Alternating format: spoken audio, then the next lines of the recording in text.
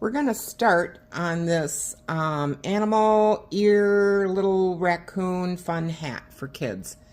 I've got my pattern and I marked it on my paper.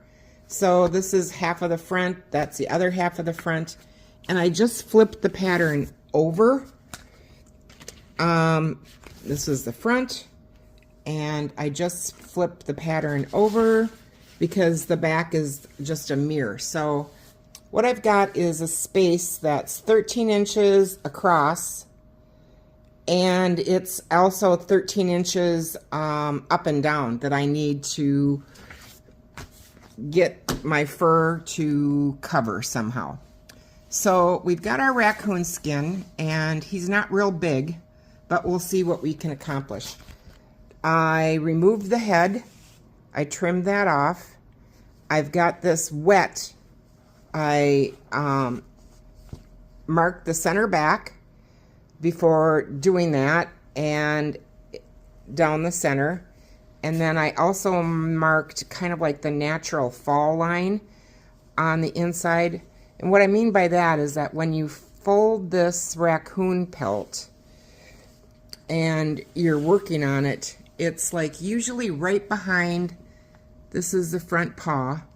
It's usually right behind the front paw, the belly fur starts to thin and is not as nice. So it's not that you can't use it, it's just that I want to be aware of that transition line in the texture and look of the hair. So we've got our center back marked, we've got the fall line on both sides of our skin, and what we're going to do is I've wet this once, so it's pretty soft, but I really want to get a lot of width out of this. So I'm going to wet this again and let it sit probably about another 10 minutes, and then we're going to nail or block this out on the board on top of our pattern and see how we do. When I wet my fur, usually I use a brush, and this is a natural bristle brush, so it's soft, and it actually absorbs the water quite well out of my, I have a little pan, and I put my wetting solution in there. I use Ezz Leather from Samuel Bauer, and you know, you just want to be generous with the water, and I've already wet this once, so I'm going to let this soak in, and then we'll come back. So I've let this sit for a while, and now what I've done is I've hand stretched. I take this side in one hand, this side in another hand, and I pull across, and I'm hand stretching the skin across before I put it on the nailing board. And what that's going to do is it's going to help me get the amount of width that I want out of this. So I'm going to start nailing. I'm going to put my center on my center line here, and then I'll nail it down. Now, if you want to know exactly where your center line is, you can take your stapler and you can put a staple, not all the way down, and then another one down the line up, and you can feel that staple. Oops, that one didn't go through. You can feel that staple through the hide as you nail. So I'll put this on, and I can feel that staple. There it is right there. And I'll mark my center, and I'll hold my center so that when I staple this down, I'll match that center line. And it helps quite a bit. I want to show you how this nailed out. So here's the neck, and right across from that front shoulder, this is the front paw, I'm planning on having the bottom of the front of my hat. So I got the width. You can see in between both of those, I've got the width. And the length I put the back pattern on there right next to it, and I've got the length. So I've got a little bit left over at the back of the skin, and then I've got the front area here, and what I'm going to use this for is to make my ear flaps. The ear flaps kind of come down like a little horseshoe and are cut separate. So I think I did pretty good. And, you know, each skin is a little different. If you need to, you can always section in and on the side of the pattern, which is the least noticeable. And I think that overall, once this dries, it'll be cute. Now, most of you that have watched some of my videos know that I like to use tipping. Tipping is a dye that I mix with denatured alcohol, and I'm going to apply that to the bottom. I'm going to take that staple out. I'm going to apply that to this bottom area edge of this hat along the front and probably the ears. I don't think I need to add it at the crown right here. I might a little bit. And then I'm also going to add it at the bottom area of the back down there at the bottom. So that way this will all dry, and so it should help. So I did apply my tipping to the perimeter of each piece going around, and then down here at this end is going to be the flaps. So I just kind of did a general swoosh where the flaps were going to be. And I've got 3 others nailed out that I'm going to do the same thing on. But I'm actually going to be making a different style hat. So stay tuned for that one. And this is going to be cute. So can't wait to see what it's like put together.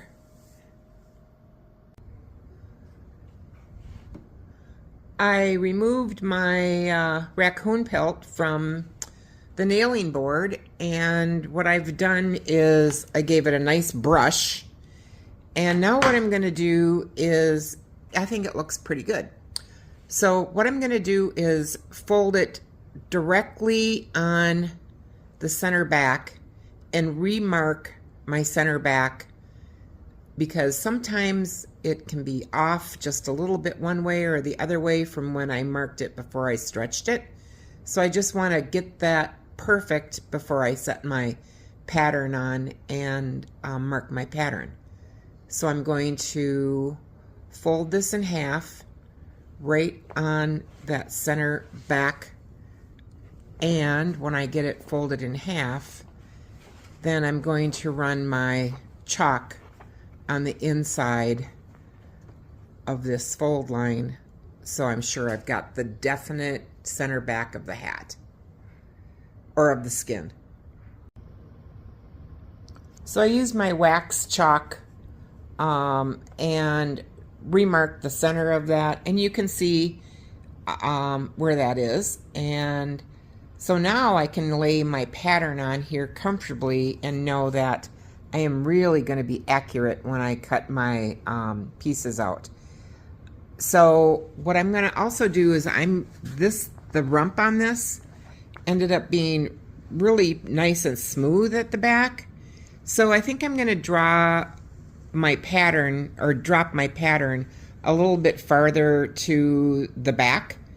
And so I'm going to probably use this as the very back of the bottom of my hat. And I'm going to mark that. And then we're going to lay our pattern on and go from there. I've marked my pattern pieces on my skin, and I started with the ear flaps. Well, right here are the ear flaps. They're going hair down, so this is going to be the tip where you attach the tie to at the end. And then this is the front. I've got that marked. And then I put the back like right next to it. So there's the tip of my crown right here. and I marked my back right up next to it. So my ears are like pretty much on almost together, almost at the top. Now this front is next to that front, so I kept it right on, I kept this right on the fold right here. So I'm going to cut this down to about like right here. I'm not going to cut this and make a seam here. I'm going to leave that intact, and the same with the back. I'm going to leave the area from the bottom of the hat to right here together, so I don't have to have an extra seam there. Now, depending on what ear you choose, like this is the raccoon, wolf ear, whatever. I do have a panda ear. So the panda ear is a little taller, and you're going to have to allow for a little extra room if you're going to do the needed space in between the front and the back with the panda ear, if you're going to leave that attached. You can always cut your ears out separate, but I like to keep them attached. So if you can, always keep the front ear attached and piece in your back separate if you need to piece in a back ear. It's going to be a lot less noticeable, and I just wanted to point that out. So we're going to go ahead and cut this, and then the next thing is we're going to start joining it up. After I have my pieces cut, I like to take my hairbrush, fur brush, and brush out all the loose hair from around the edges. It'll just help it to keep from getting trapped in that seam when you sew. Also, usually I use cold tape, and I put the cold tape on the edge before I cut. I didn't do it on this one. And, you know, sometimes I use it, sometimes I don't. But cold tape is smart. It helps stabilize the edge during cutting. It helps when you sew so your edges don't stretch. And on this particular one, I'm just not going to put it on. But the only thing I have left to do now is cut out my ear flaps. So on my ear flaps, I just wanted to say two things. I've made this hat before, and the fur ear flaps are gonna be showing on the outside, but I'm going to probably use a velvet on the inside flap, just because that's what I'm gonna try on this particular one I'm making right now. And the other thing that you need to remember is you're gonna have two little pom-poms on the end of your tie. So just make sure you don't throw your scraps out, and you want two comparable pieces of fur, usually cut in a circle for your pom-pom end. So here's what it looks like after I've got my hat pieces all cut out. And I decided to put my pom-pom piece right here, kind of in that black back flank area. It was nice, and the fur was nice, and so wherever you go, back here at the rump, it was just too, I don't know, it just didn't look good color. So to me, anyway, figure out where you're going to put your pom-pom and cut that out, and I've pretty much got this left of my raccoon skin. So we're going to start joining stuff up. Before I start joining my hat up, what I'm going to do is attach my tail. And so this skin I had didn't even have a tail. So I split a tail off of another raccoon skin. And this is probably about, I don't know, about 5.5, 6 inches long. If you go hair length, it's probably about 7 inches long. And what I did was I took a piece of narrow 1/4 inch grow green ribbon, and I'm putting that in between what I'm going to do next is I'm going to put this in the center back seam of the back. I've got it marked where it's going to go in between those two hash marks. And I'm going to sew my tail in, catching that girl green ribbon. And then what that's going to do is it's going to help, you know, support that tail over use. Because I'm going to come back and I'm going to glue this in with some fabric glue. But we'll do that at the end. Now on my ear flaps, I took some breezer cord. You can use shoelace, whatever you want to do.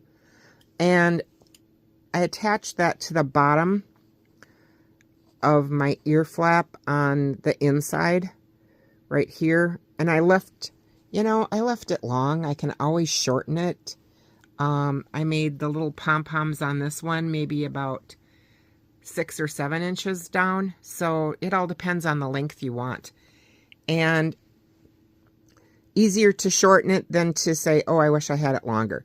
So I'm going to join this up, first side to the right side of the ear flap, going down and around. And then I'm going to, after I put my tail in, I'm going to do this, and then I'm going to join my side seams on my hat. So stay tuned.